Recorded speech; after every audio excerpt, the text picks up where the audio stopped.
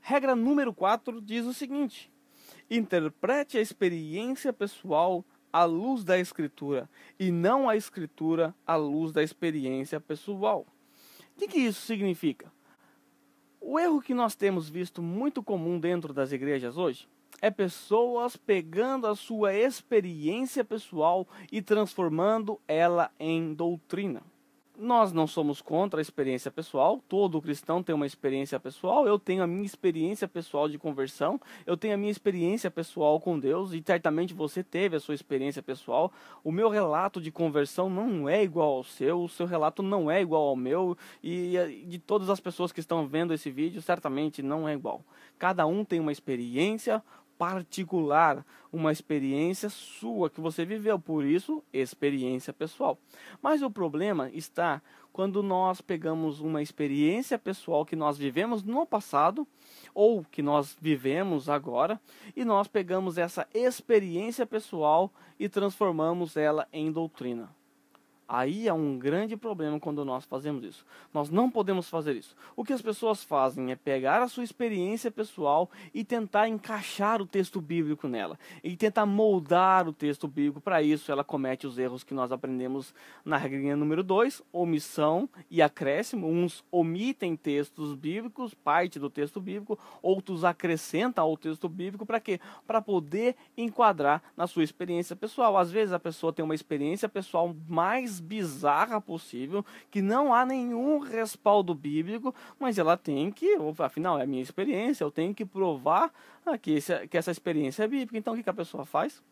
Sujeita a Bíblia à experiência pessoal, ela faz o caminho inverso. Nós não podemos fazer isso. O que nós devemos fazer? Nós devemos pegar a nossa experiência pessoal, pegar as Escrituras e fazer essa experiência pessoal se sujeitar às Escrituras. Se a sua experiência pessoal não for aprovada pelas Escrituras, se a sua experiência pessoal for contra as Escrituras, o que você deve fazer com a sua experiência pessoal? Jogá-la no lixo. A sua experiência pessoal, quando contraria as Escrituras, não serve para absolutamente nada. Deve ser descartada e jogada no lixo.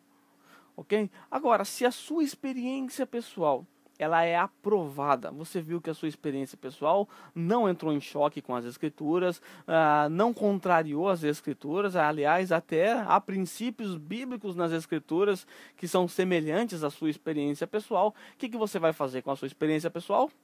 Vai chegar no domingo no culto, pegar o microfone e expor a sua experiência pessoal diante de todos e dizer que é assim que todos devem viver?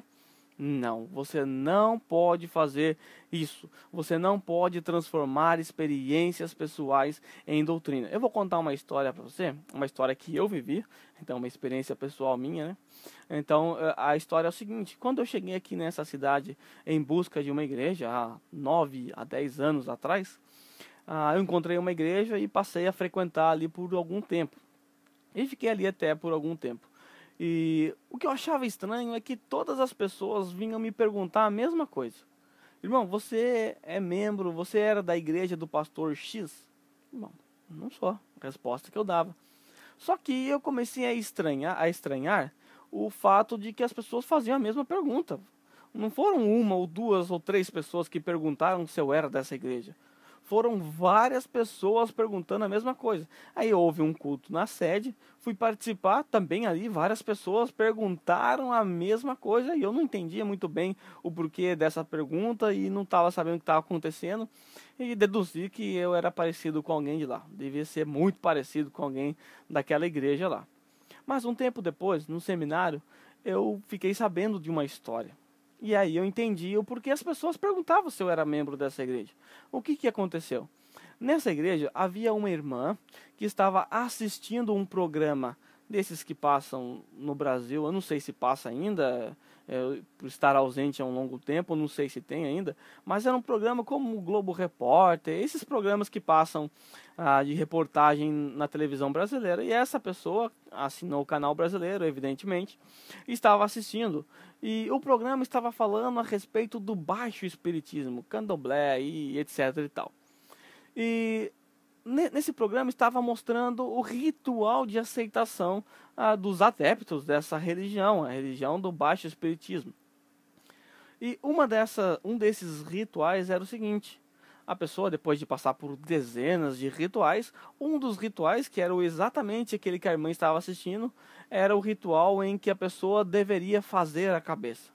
Bom, o que é fazer a cabeça? Fazer a cabeça era raspar a cabeça na gilete. Raspar a cabeça ficando assim. E essa irmã, o que ela fez?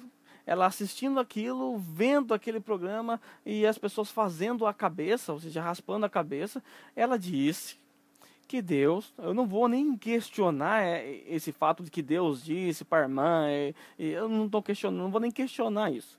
Mas diz essa irmã que Deus falou com ela. Vamos supor que Deus tivesse falado, vai. Deus falou com ela o seguinte: minha filha, você tem coragem de fazer a cabeça por mim, né? Tá bom, vamos lá. Você tem coragem de fazer a cabeça por mim? A irmã disse o que? Claro que eu tenho, senhor, etc e tal. O que ela fez? Raspa a cabeça. Tá aí? Tá ok, ela raspou a cabeça. É uma experiência pra lá de bizonha, mas é a experiência dela. Só que qual é o outro problema? Além dessa experiência estranha. O outro problema é que essa irmã, no domingo, sobe no púlpito, pega o microfone e diz para a igreja o que aconteceu. Irmãos, eu estava assistindo o programa e aconteceu isso. Deus de repente apareceu, Deus de repente falou comigo o seguinte: você tem coragem de fazer a cabeça por mim? E ela lança o desafio à igreja: irmãos, vocês têm coragem de fazer a cabeça pelo Senhor? Conclusão: a igreja inteira careca. A igreja inteira como eu. E por causa disso, depois algumas pessoas caíram em si, que isso estava equivocado, que isso estava errado, e começaram a sair dessa igreja e a procurar outras. E foi exatamente nesse momento em que eu cheguei na igreja. Por essa razão, as pessoas ligaram ao fato de eu ser careca, ao fato de que naquela igreja todos eram carecas. Então as pessoas pensavam que eu era daquela igreja. Mas qual é o erro? O erro foi que essa irmã, que teve uma experiência para lá de bizarra, se fosse na minha igreja, jamais ela nem ia subir no púlpito para contar uma experiência dessa, mas ela contou. E para piorar, ela fez o quê? Ela transformou a experiência dela em um mandamento, em doutrina, como se fosse um mandamento das Escrituras. Toda a igreja se sujeitou. Nós não podemos fazer isso com as experiências pessoais. Tá bom, você está falando, mas esse exemplo é muito bizarro, né? Ninguém vai cometer uma atrocidade dessa, tem que ser alguém muito ignorante das Escrituras para fazer isso, é realmente, de fato. Então eu vou dar um outro exemplo mais simples que pode acontecer com você. O exemplo é o seguinte: você é uma pessoa que está totalmente endividada, você tem 14 cartões de crédito. E você está estourado em todos eles. Você está devendo até as tampas. Você já não tem por onde pagar. Aí, um irmão te dá um conselho sábio. Meu irmão, por que você não queima os seus cartões de crédito? Afinal, estão fazendo mal. Você está se afundando cada vez mais. Você não deve, você não seria muito útil a você ter esses cartões de crédito. O irmão entende, não, realmente é um conselho sábio. Deus está usando o irmão para me dar esse conselho e eu vou acatar esse conselho. Então o que você faz? Você queima todos os seus cartões de crédito. 14 cartões de crédito queimados. Você não tem mais nenhum agora. Passado alguns anos, um ano mais ou menos, você conseguiu sanar a sua dívida. Você pagou todas as suas dívidas. Você agora não deve mais nada para ninguém. Você está zerado. E agora o que você faz? O que você deve fazer com a sua experiência, pessoal? É uma experiência saudável, uma experiência legítima, não é bizarra igual aquela. É uma experiência legítima que pode ter acontecido com você. Eu já vi pessoas que experimentaram isso. O que você deve fazer com a sua experiência, pessoal? Bom, você viu que ela não contraria as Escrituras, ela não vai contra a Bíblia. O que você tem que fazer? Você não precisa jogá-la no lixo.